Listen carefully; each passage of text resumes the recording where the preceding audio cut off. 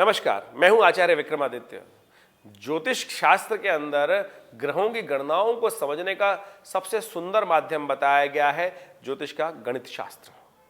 और उसी के अनुसार से भाग्य को जाना जा सकता है कि भाग्य के खेल किस प्रकार से आपके समक्ष आने वाले हैं, कौन सी शतरंज की चाल आपके जीवन में ग्रहों की जो परिवर्तन है वह क्या बनने वाली है। तो कन्या राशि वालों के लिए आने वाला जो 15 दिन का समय है वो कैसा रहने वाला है। देखिए, परिवर्तन का योग है, ये बहुत इंपॉर्टेंट 15 दिन रहने वाले हैं। 15 जनवरी से लेकर विशेष तौर पर 31 जनवरी के समय में कन्या राशि वालों के लिए क्या कुछ होने के योग हैं, आज हम ये वीडियो में यही वार्तालाप करने वाले हैं, आपके समक्ष बहुत सारे रहस्य बताने वाले हैं। ये 15 दिन जो हैं बड़े महत्वपूर्ण परिवर्तन के दिन हैं। देखिए, खुद समझें आप क्या क्या परिवर्तन हो रहा है। शनि सबसे बड़े ग्रह विशेष तौर पर परिवर्तन की तरफ जा रहे हैं। 2.5 साल बाद ये परिवर्तन हो रहा है और 2.5 साल के लिए परिवर्तन, 2 साल के लिए ये परिवर्तन हो रहा है। 17 तारीख को ये परिवर्तन करके कहाँ चले जाएंगे, कुंभ राशि में चले जाएंगे और आपकी राशि के अनुसार से कई विचित्र प्रकार के योग बनेंगे। तो आपको बड़ी सावधानी के साथ चलने की जरूरत है। और साथ साथ क्या होगा, बुध भी मार्गीय हो रहे हैं, मंगल भी मार्गीय हो रहे हैं, शुक्र भी परिवर्तन की तरफ जा रहे हैं और शनि विशेष तौर पर परिवर्तन तो करेंगे लेकिन 15 दिनों के अंदर ही फिर अस्त भी हो जाएंगे। तो ये जो परिवर्तन उठापटक ग्रहों की हो रही है, ये कई प्रकार के शुभ योग तो बनाएगी लेकिन कुछ आपके जीवन में परेशानी का योग भी दे सकती है। सबसे पहले तो कन्या राशि वाले अपने स्वास्थ्य का ध्यान रखने का प्रयास कीजिएगा। ये जो परिवर्तन का समय है कुछ उठापटक करता दिखाई दे रहा है। एक नियम बना लीजिए, एक उपाय हम आपको बता रहे हैं।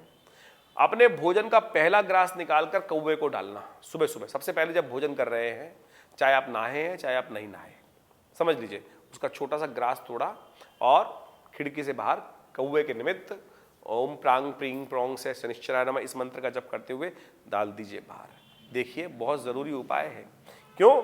क्योंकि आपकी कुंडली में जो ग्रहों का परिवर्तन हो रहा है वो थोड़े से कष्ट देने के योग बना रहा है। इस उपाय को अवश्य करने का प्रयास कीजिएगा। बुध आपकी कुंडली में मार्गी हो गए हैं और वो आपकी बुद्धि को पॉजिटिव तरफ ले जाने वाले हैं, सही रास्ता दिखाने वाले हैं। बहुत बढ़िया से आप बहुत सी योजनाएं, बहुत से कार्य जो आप डिजाइन करने में लगे हुए हैं उसमें पॉजिटिव सोच उत्पन्न होने की योग बहुत जल्दी बनते दिखाई दे रही है। जो इस समय में आपके ग्रहों के योगायोग है वो दिखाते हैं कि राजनीतिक क्षेत्र में भी बड़े राज्य पद के लोगों से, एक सरकारी लोगों से आपके संबंध कुछ पॉजिटिव हो सकते हैं। इस पक्ष के दौरान कुछ रास्ते प्राप्त होंगे, आपको विशेष तौर पर लाभ देने के योग बना सकते हैं। कुछ भ्रमण के योग बन सकते हैं। जो आप ट्रैवल की योजनाएं बना रहे हैं उस क्षेत्र में भी आपको ट्रैवल का अवसर प्राप्त हो सकता है, ऐसे भी योग बन रहे हैं। लेकिन फिर भी स्वास्थ्य का विशेष तौर पर ध्यान रखने का आपको प्रयास करना चाहिए। ग्रहों का योगायोग साफ तौर पर दिखा रहा है। कुछ बड़े महत्वाकांक्षी कार्यों को करने का आपके मन में बात आ सकती है और उस क्षेत्र में काम करने के आपको अच्छे योग बन सकते हैं।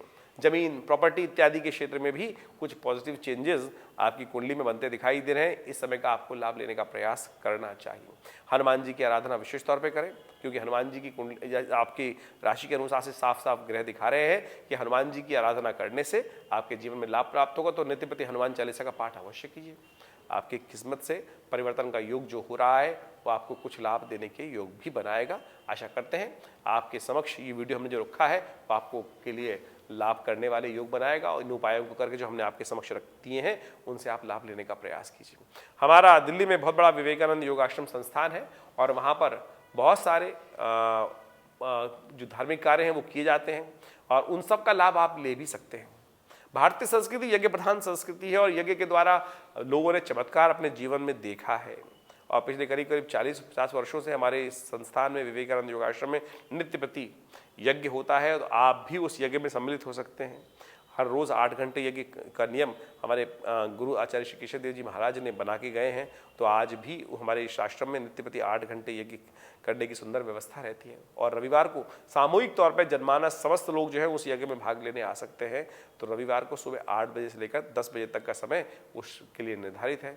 जो कोई भी व्यक्ति अपने भाग्य में परिवर्तन देखना चाहता है, माँ भगवती का सानिध्य ले सकते हैं और उस यज्ञ में सम्मिलित हो सकते हैं। माँ भगवती जो हमारे आश्रम में प्रतिष्ठित मूर्ति है वो 1947 में मुल्तान से आकर हमारे आश्रम में प्रतिष्ठित हुई और उनका दर्शन कर लेने मात्र से मनोकामना सिद्धि के अद्भुत योग बनते हैं।